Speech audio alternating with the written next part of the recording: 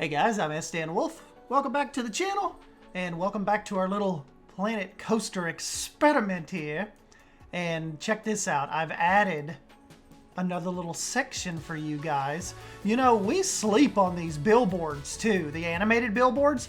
Look at this, like I've got a little Tiki Chicken ad running up there. We entirely do not use those enough, and they're like perfect little pop-offs for, you know, advertising. Like, look, even here over on the stage, we've got the Gulpy and the Cosmic Cow. Like, you know, that kind of crap would be running on stages and theaters and stuff, you know. Maybe not, you know, like maybe during the show, like, see, I've got a little cameraman up here, like, filming the show. Maybe the show would be playing on one of these boards. So just say you're over here at the whirly rig. What's this guy doing? Oh, he's got his little phone out. I was like, what's this little guy doing with his hands in his pockets? So you could look across the lagoon and still maybe see the artist's face, or, you know, watch the band even from over here. So we definitely have like that, you know, audio visual setup going on over there in the main concert stage. But check this out also. Look, I've got us a swinging pirate ship now. I've got us a second little lagoon. I thought you guys would like this. I took one of my old Bar Mills Graves elevator buildings and turned it into Jaws Elevator Company. So, yeah, and really when you look at it from up here, doesn't that look awesome? Like the stage is essentially splitting the two lagoons, and we'll do more out through here because I love the little pockets of water. They're so much better at filling, you know, like dead space essentially than if I were to just have a bunch of rock work or trees or, you know, forests. I just think this just really kind of pops in here better than this just being trees or hills, or, you know what I'm saying? Like in the middle of a theme park like this, that just looks awesome. Like these springs out here. I was thinking, you know, we could call this place, we could call it Emma Springs or Emma's Springs. I thought that would be pretty cool, kind of name it after Emma. But we also have the first coaster we haven't actually done a true POV of yet, but I thought we could just do Pegasus here. I thought that fit out. I thought that just fit pretty well.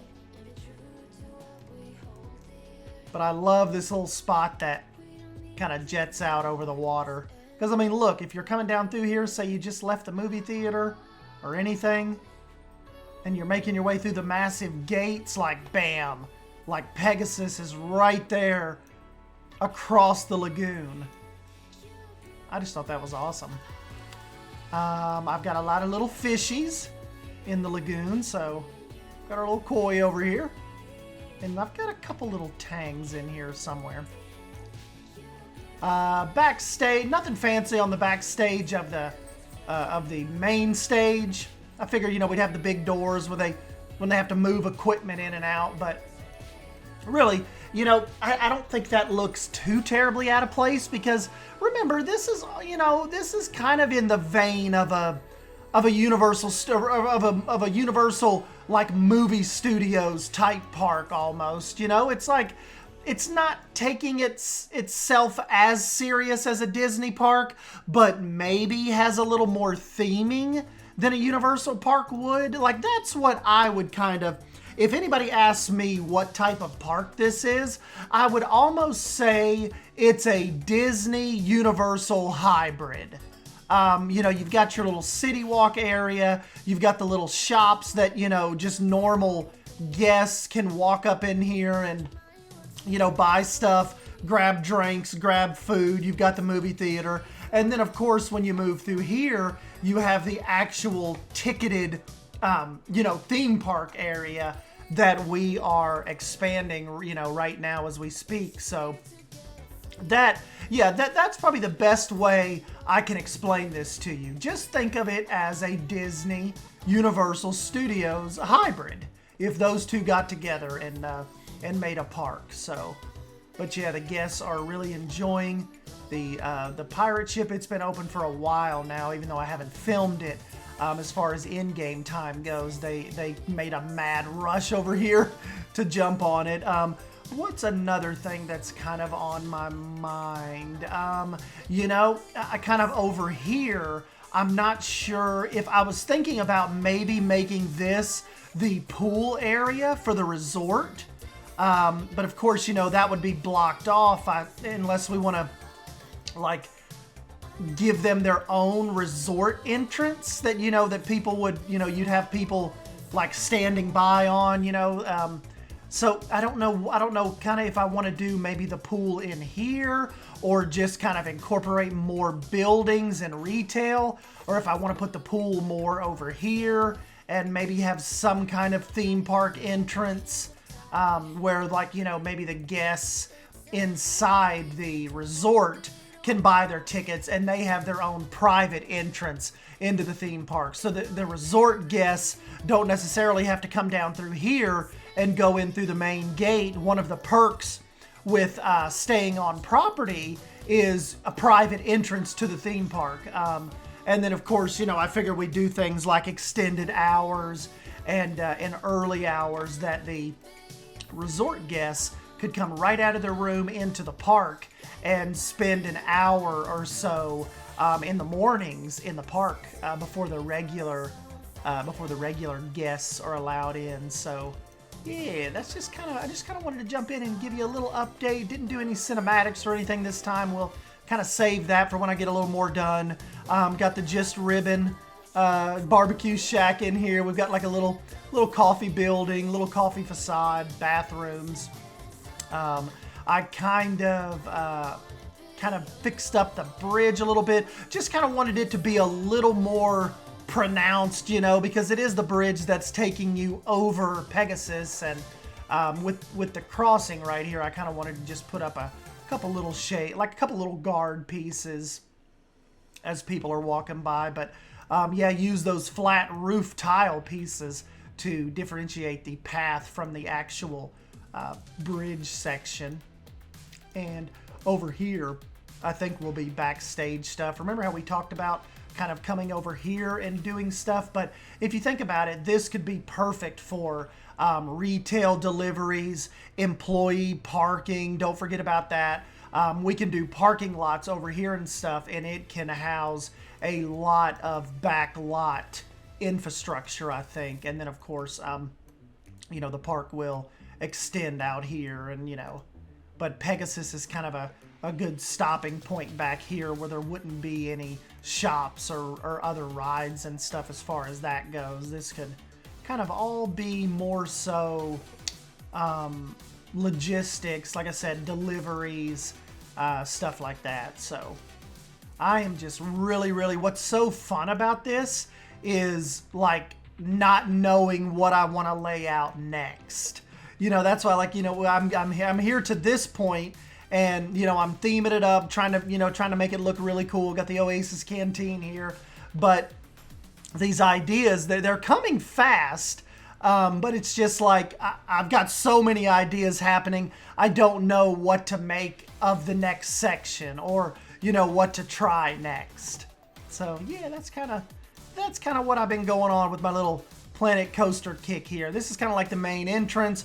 We've got the bus drop off.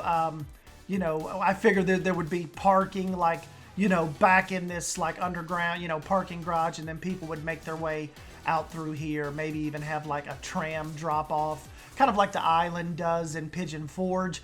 And so regular guests that are not staying in the resort, this is the first thing they see. They're brought here kind of to the main little plaza. You've got the little Dapper Dans there, the little quartet. You've got a coffee shop. You've got the Mwanga Steakhouse. All kinds of just, you know, little in and out, little trinket shops. You can get your hair braided in this little spot. But, you know, regular bathrooms, food. And if you're new, like I said, over here to the left, we've got the Angel Light movie theater. So it's like a big, you know, Cineplex, you know, probably two or three screened theater building. So, and you do not have to have a ticket to the theme park to partake in any of that behind this archway. Anything past this is all ticketed attractions, so you have to have a ticket to kind of get back in here and enjoy the theme park side of things. So I just think it's really, really cool how this is laid out. Like, this is like kind of like almost exactly what I envisioned. Like, this is what I was thinking I wanted to do even when I was talking to, you know, Beyond Drew about starting in Planet Coaster again.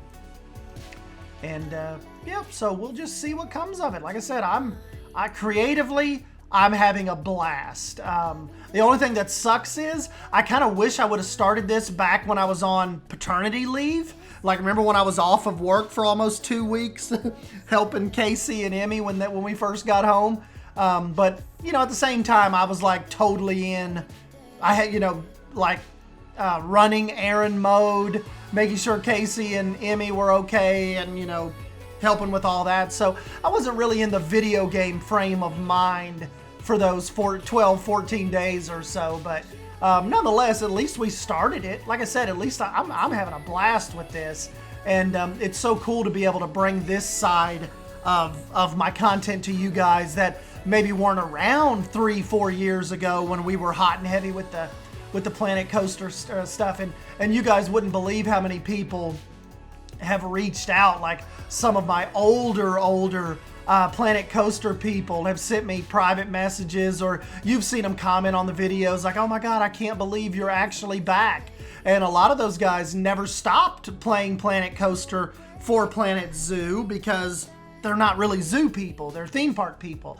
I was kind of just looking to chase the algorithm, chase what all my buddies were doing, and of course the new hot commodity was Planet Zoo. And don't get me wrong, I had a lot of fun with it, but for me, Planet Zoo was definitely chasing the YouTube game. It wasn't really like, I wasn't, you know, like, it's not my bread and butter like theme parks are.